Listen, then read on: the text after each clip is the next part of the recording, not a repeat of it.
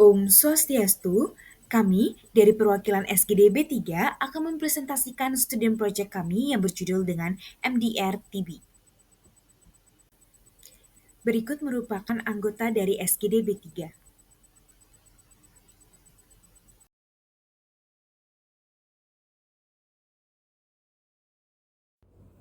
Perkenalkan, saya Jason Felicia Lim dengan 3 digit NIM terakhir 245. Di sini saya izin untuk menjelaskan latar belakang dari student project berjudul MDR-TB ini.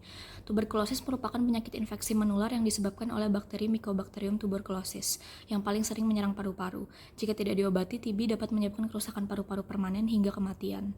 Di antara berbagai bentuk TB, MDR-TB ini didefinisikan sebagai infeksi TB yang resisten terhadap setidaknya 2 obat anti-TB lini pertama yang paling efektif, yaitu isoniazid dan juga rifampicin. MDR-TB ini memerlukan obat lini kedua yang lebih mahal dan beracun serta memerlukan durasi pengobatan hingga 18-24 bulan dengan tingkat keberhasilan pengobatan hanya sekitar 60-70% secara global dibandingkan dengan TB biasa itu pengobatannya lebih dari 85%. Pada tahun 2023 terdapat sekitar 400.000 kasus baru dari MDR-TB. Angka ini relatif stabil sejak 2020 dan menyebabkan sekitar 150.000 kematian. Di tingkat nasional, Indonesia sebagai negara peringkat kedua tertinggi setelah India, insidensi TB ini secara keseluruhan mencapai 387 kasus per 100.000 penduduk pada 2023. Untuk MDR-TB khususnya, survei nasional pertama menunjukkan prevalensi sekitar 3,4% di antara pasien TB dengan tingkat keberhasilan pengobatan hanya 51% pada 2022 dan itu jauh di bawah target nasional. Oleh karena itu, student project ini penting untuk mendalami MDR-TB secara mendalam sehingga akan berkontribusi dalam mengakhiri epidemi TB pada 2030. Beberapa rumusan masalah berdasarkan latar belakang yang dapat dirumuskan. Yang pertama, apa definisi dari MDR-TB? Kemudian yang kedua, apa saja faktor risiko dari MDR-TB? Yang ketiga, bagaimana patofisiologi hingga timbulnya gejala pada pasien MDR-TB? Yang keempat, bagaimana cara mendiagnosis pasien MDR-TB? Dan yang kelima, apa tata laksana dan pencegahan dari penyakit MDR-TB? Tujuan penulisan yang pertama menjelaskan definisi epidemiologi dan etiologi dari multi drug resistant atau tuberkulosis, menginfeksi berbagai faktor resiko yang berkontribusi terhadap kejadian MDR-TB, memaparkan patofisiologi mekanisme resistensi dan manifestasi klinis pada pasien MDR-TB, menjabarkan metode diagnosis yang digunakan untuk mendeteksi kasus MDR-TB, menjelaskan tata laksana strategi pencegahan serta prognosis dan proses penyembuhan dari penyakit MDR-TB. Manfaat penulisan bagi penulis yaitu dapat menambahkan wawasan dan pengalaman yang lebih dalam mengenai MDR-TB mulai dari aspek molekul hingga penanganan klinis serta memenuhi salah satu tugas dan dalam kegiatan perkuliahan bagi mahasiswa kedokteran dan tenaga kesehatan dapat menjadi sumber referensi ilmiah yang untuk lebih memahami tentang dalam diagnosis dan tata laksana MDR-TB sehingga dapat meningkatkan kualitas pelayanan kesehatan di masa depan. Bagi masyarakat umum dan akademisi dapat meningkatkan kesadaran akan bahaya MDR-TB, pentingnya pengobatan TB dan faktor risiko yang perlu diwaspadai.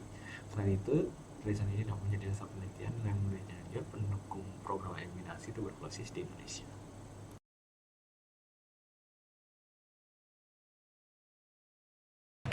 Perkenalkan, saya Nyoman Farah dengan 3 digit yang terakhir 054. Jadi selanjutnya saya akan menjelaskan terkait dengan definisi dan epidemiologi dari multidrug resistant tuberculosis atau MDR-TB. Jadi MDR-TB itu merupakan suatu bentuk tuberkulosis yang disebabkan oleh strain Mycobacterium tuberculosis yang resisten minimal terhadap 2 obat ya anti-TB yang lini pertama yang paling penting yakni ada isoniazid dan juga rifampicin. Di mana resistensi ini akan muncul karena terjadinya mutasi genetik pada bakteri, misalkan gen yang terkait target isoniazid atau rifampicin dan dipercepat oleh penggunaan obat yang tidak tepat, resep yang salah, kepatuhan pasien yang rendah, atau kualitas obat yang buruk. Definisi dari MDR-TB tersebut mengandung 2 aspek penting, yakni yang pertama, resistensi minimal terhadap kedua obat lini pertama, yakni isoniazid dan rifampicin, yang membuat regimen standar tidak efektif, dan yang kedua, bahwa resistensi ini bisa bersifat primer, yaitu seseorang tertular langsung strain MDR-TB tanpa pernah diobati TB sebelumnya, atau akuisisi, yaitu terjadi akibat pengobatan sebelumnya yang tidak tuntas atau regimen yang tidak tepat. Nah, epidemiologi dari MDR-TB berdasarkan WHO Global Tuberculosis Report pada tahun 2024, di mana itu menyatakan bahwa tahun 2023 itu diperkirakan terdapat sekitar 400.000 kasus baru MDR atau RRTB di seluruh dunia dengan angka kematian sekitar 150.000 jiwa. Proporsi MDR atau RRTB di antara kasus baru TB itu mencapai sekitar 3,2%, sementara pada kasus yang pernah mendapatkan pengobatan TB sebelumnya itu mencapai 16-17%, menunjukkan bahwa resistensi lebih sering muncul akibat pengobatan yang tidak tuntas atau penggunaan obat yang tidak tepat. Di Indonesia, kasus MDR-TB pada tahun 2021 itu adalah sebesar 450.000 kasus yang membuat Indonesia menduduki peringkat ke-7 negara penyumbang kasus MDR-TB di dunia. Pada tahun 2019, Provinsi Jawa Timur itu mencatat 847 kasus MDR-TB yang menunjukkan peningkatan signifikan dari tahun 2018, yaitu 608 kasus. Di Indonesia sendiri, MDR-TB itu tetap menjadi persoalan kesehatan publik yang serius dengan peningkatan kejadian dan tantangan besar dalam diagnosis serta pengobatannya. Sekian dari saya, terima kasih. Selanjutnya, etiologi MDR-TB, acquired resistant, terjadi akibat mutasi genetik spontan selama pengobatan TB yang tidak tepat, misalnya dosis tidak adekuat, durasi terapi tidak lengkap atau terputus, dan juga kepatuhan pasien yang buruk. Selanjutnya, terjadi karena kesalahan klinis, tidak dilanjutkan uji resistensi obat terlebih dahulu, jadinya semakin resisten. Selanjutnya, primary resistant terjadi ketika seseorang itu tertular langsung oleh strain M. tuberculosis yang sudah resisten terlebih dahulu, yang termasuk transmisi dari MDR-TB. Selanjutnya ada mekanisme molekuler resistensi. Gen KATG mutasinya menyebabkan resistensi tinggi terhadap isoniazid, hilangnya aktivasi obat. Selanjutnya gen INHA sebagai promotor, mutasi menyebabkan resistensi tingkat rendah terhadap isoniazid. Selanjutnya yang terakhir gen RPOB, mutasi di region rifampicin resistant determining region. Ini terutama pada kodon 531, 526, dan 516 yang menyebabkan resistensi terhadap rifampicin. Baik, sebelumnya perkenalkan, nama saya Komunatan yang saya Adristi dengan 3 digit NIM dan 25. Di sini saya akan menjelaskan tentang faktor risiko dari MDR-TB. Pertama, dari riwayat merokok. Inilah faktor risiko independen terhadap terjadinya MDR-TB. Secara patofisiologi, hal ini disebabkan oleh kerusakan fungsi silia akibat paparan rokok. Lalu yang kedua, dari riwayat pengobatan TB dan kepatuhan minum obat, di mana pasien sering tidak menuntaskan pengobatan atau menggunakan obat anti-TB yang tidak sesuai standar, yang pada akhirnya meningkatkan risiko munculnya MDR-TB. Lalu yang ketiga ada jenis pekerjaan, di mana pekerjaan mempengaruhi tingkat pendapatan seseorang. Individu yang tidak bekerja, berpenghasilan rendah, atau bekerja sebagai petani memiliki risiko lebih tinggi terkena MDR-TB. Lalu status pernikahan, di beberapa studi menunjukkan bahwa individu menikah lebih beresiko. Lalu ada jarak tempat tinggal dan fasilitas kesehatan, di mana jarak tempat tinggal yang lebih dari 5 km sering mengalami hambatan untuk berobat. Lalu ada kualitas pelayanan kesehatan. Selain faktor individu, kualitas pelayanan kesehatan juga berperan, di mana sikap petugas kesehatan yang kurang ramah atau tidak mendukung dapat menurunkan motivasi pasien untuk patuh menjalani pengobatan. Lalu yang terakhir, positivitas AFB, di mana ada penelitian dilakukan oleh Siying menunjukkan hasil bahwa AFB positif, adanya kapasitas paru, riwayat TB, dan riwayat terapi anti-TB sebelumnya faktor risiko signifikan bagi MDR-TB, di mana smear positif menandakan beban bakteri tinggi dan tingkat penularan yang lebih besar. Ini akan menyebabkan kemungkinan munculnya resistensi akibat mutasi genetik terhadap obat seperti isoniazid dan juga rifampicin. Baik, perkenalkan, nama saya Gede Arjuna Putra dengan 3 digit NIM terakhir 060. Di sini saya akan menjelaskan terkait dengan patofisiologi dan mekanisme MDR-TB. Mycobacterium tuberculosis atau MTB merupakan patogen penyebab penyakit tuberkulosis. Infeksi ini dimulai ketika seseorang menghirup aerosol yang mengandung MTB yang kemudian masuk ke dalam saluran pernapasan, hingga nantinya mencapai paru-paru. Di dalam paru, makrofag alveolar akan memfagositosis bakteri sebagai bentuk pertahanan tubuh awal. Apabila makrofag gagal menghancurkan MTB, bakteri akan berkembang biak di dalam makrofag, dilepaskan lalu difagositosis kembali oleh makrofag lainnya. Proses ini berlanjut hingga sistem imun adaptif teraktivasi dan terbentuk granuloma, yaitu struktur khas TB yang terdiri atas kumpulan makrofag, limfosit, dan sel epiteloid yang mengelilingi basil TB. Secara patofisiologi, TB resisten obat atau MDR-TB dapat timbul melalui dua mekanisme, yaitu resisten primer dan resisten sekunder. Resisten primer terjadi ketika seseorang terinfeksi langsung oleh strain MTB yang sudah resisten terhadap obat anti-TB tanpa adanya riwayat pengobatan sebelumnya.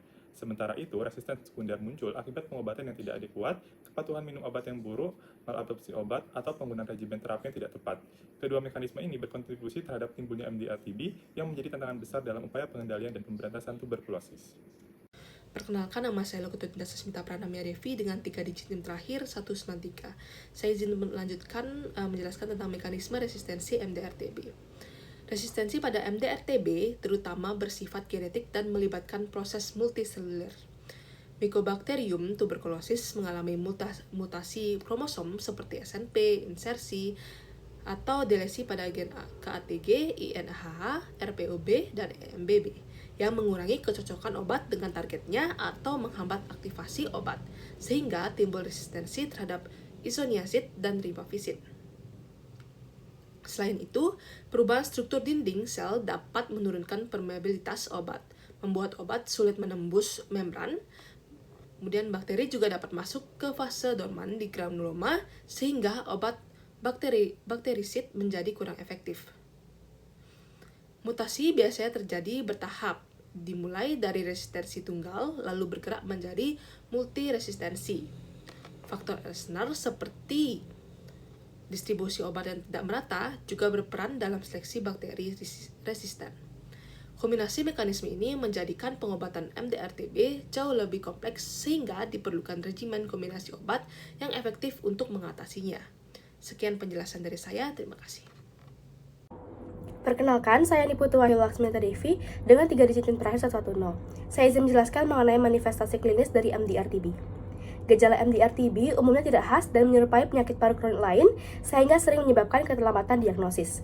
Pasien biasanya mengalami batuk produktif kronis lebih dari 2-3 minggu, sering disertai dahak purulen atau berdarah, demam ringan malam hari, keringat malam, penurunan berat badan, hilang nafsu makan, dan juga kelelahan. Selain gejala respirasi, sering juga dijumpai anemia serta penyakit penyerta seperti diabetes, PPOK, atau gangguan hati dan ginjal. Pada anak dan remaja, MDR-TB sering berat dengan malnutrisi dan kavitasi paru sebagai temuan umum. Baik, sebelumnya perkenalkan, nama saya Viva Susria dengan 3 digit NIM terakhir 088. Pada kesempatan kali ini saya akan menjelaskan tentang diagnosis multidrug resistant tuberculosis. Di sini terdapat 3 uji, yaitu uji fenotipik, uji molekular, dan juga next generation sequencing. Untuk uji fenotipik, dia akan mengevaluasi pertumbuhan dari Mycobacterium tuberculosis pada media dengan ataupun tanpa obat dari anti-tuberkulosis. Meliputi teknik proporsi, rasio resistensi, dan juga konsistensi mutlak. Untuk akurasinya, memerlukan waktu lama sekitar 2 hingga 3 bulan. Kemudian ada uji molekular, yaitu mendeteksi mutasi genetik penyebab dari resistensi obat, yaitu gen expert yang direkomendasikan oleh WHO. Hasilnya akan cepat, sekitar 1 ± 2 jam. Sensitivitasnya 98% dan juga spesifitasnya 99%. Yang terakhir ada next generation sequencing ataupun NGS. Dia menganalisis sebagian ataupun seluruh genom bakteri untuk mendeteksi resistensi berbagai obat lini pertama dan juga lini kedua. Memberikan data genetik untuk memantau pola penyebaran dan juga efektivitasan terapi. Baik, perkenalkan, saya Putri Adisi Delinda, cara Kati Putri Asmara dengan 3 digit terakhir 082. Jadi di sini saya akan membahas terkait dengan tata laksana dari MDR-TB itu sendiri.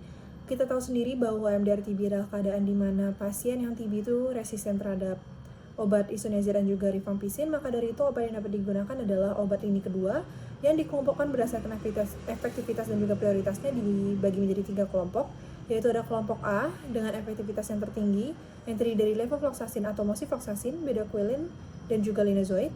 Kelompok B yang dimana ini merupakan suatu tambahan untuk kelompok A, biasanya itu digunakan adalah clofazimin dan juga sikloserin atau terizidon. Kemudian bisa juga dengan kelompok C, yang dimana ini merupakan suatu obat pelengkap yang bila A dan B itu tidak cukup, yang terdiri dari etambutol, delamanid, amikasin, etioniamid, atau protionamid, carbapenem, dan lain-lain. Nah, dimana nantinya itu regimen modern dari MDR-TB ini sendiri semuanya diminum secara oral. Yang dimana kalau berdasarkan BIPOL or BIPOL yang dilakukan selama 6 bulan itu adalah penggunaan dari bedaquiline, kemudian tambah juga dengan pretomanid plus linezolid atau moxifloxacin. Kemudian ini digunakan pada pasien yang umurnya itu harus lebih dari 14 tahun dan belum pernah pakai obat tersebut selama lebih dari sebulan. Kemudian bisa juga regimen itu dilakukan selama 9-12 bulan. dimana ini adalah bedaquiline base yang dimana ini kalau dilakukan kalau misalnya emang tidak memenuhi kriteria 6 bulan tapi masih sensitif terhadap mercury. Kemudian regimen yang individual 18-20 bulan yang dimana kalau misalnya resistensi kompleks terjadi atau kehamilan atau TB ekstraparu yang berat. Kemudian dosis standar dari bipolar itu sendiri dikatakan kalau bedaquiline itu adalah 400 mg per hari yang dikali 2 minggu, jadi sekitar 200 mg yang diminum sebanyak 3 kali per minggunya. Kemudian pretomanid 200 mg per hari, linezolid 600 mg per hari, dan juga moxifloxacin 400 mg per hari. Mungkin sekian dari saya kembalikan ke teman saya. Pencegahan MDR-TB melalui beberapa hal, yaitu yang pertama ada diagnosisnya, pengobatan berkualitas TB sensitif obat, deteksi cepat TB tersensitif obat, menggunakan regimen dosis dan durasi pengobatan yang tepat, pastikan kepatuhan pasien menyesuaikan terapi tujuan pencegahan mutasi dan resistensi bakteri. Tata laksana kontak dan pengobatan mencegah, yang pertama ada screening kontak, identifikasi dan periksa kontak MDR-TB, dan yang kedua adanya terapi pencegahan TB atau TPT yang diberikan pada kontak berisiko tinggi anak, yang itu anak atau penyakit HIV yang menular. Untuk penguatan program pengendalian infeksi, ada yang pertama ada ventilasi yang baik, sirkulasi udara yang memadai di ruang pasien, etika batuk dan membersihkan tangan, cegah droplet menular, APD yaitu tenaga kesehatan menggunakan masker N95. Untuk akses diagnosis cepat resistensi obat, yaitu deteksi MDR-TB untuk pengobatan dan isolasi cepat, menggunakan tes molekul cepat expert MTB RIV untuk deteksi resistensi rifampicin, penguatan komitmen dan sistem kesehatan, komitmen politik dan dukungan sistem kesehatan, ketersediaan obat berkualitas dan SDM berterlatih, pemantauan program yang efektif, dan juga edukasi masyarakat dan pasien tentang kepatuhan terapi dan bahaya resistensi. Oke, sekian yang dapat saya sampaikan. Terima kasih. Selanjutnya, perkenalkan, nama saya Umi Hanik dengan 3 digit NIM 142. Mohon izin menjelaskan terkait prognosis dari MDR-TB, di mana prognosis ini dipengaruhi oleh beberapa faktor yang dapat memperbaiki maupun memperburuk. Yang memperbaiki adalah usia muda kurang dari 45 tahun, kemudian kepatuhan dan juga teratur dalam pengobatan, kemudian ada dukungan keluarga dan juga tenaga kesehatan, kemudian adanya edukasi dan juga tingkat pendidikan yang tinggi, serta status gizi yang baik. Sedangkan untuk faktor yang memperburuk, di sini ada usia lebih dari 45 tahun dan menyebabkan hubungan sebab akibat, yaitu usia yang lebih tua, lebih cenderung mengalami penurunan fungsi hati dan juga fungsi ginjal, sehingga efek samping lebih besar dan kepatuhannya akan menurun.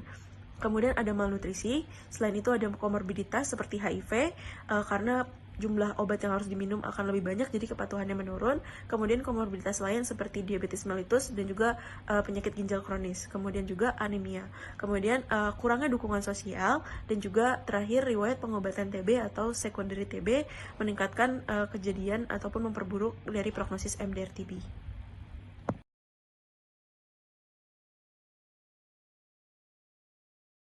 Baik, selanjutnya perkenalkan, nama saya Nimade Dwi Canica Ritma Putri dengan 3 digit NIM terakhir yaitu 219.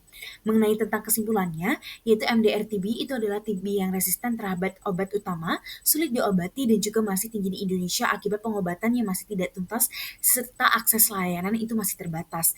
Diagnosis kini juga lebih cepat dengan metode molekuler dan terapi mengikuti panduan dari WHO dengan regimen LOR, dan keberhasilan bergantung pada kepatuhan dari kolaborasi dari semua pihak itu sendiri.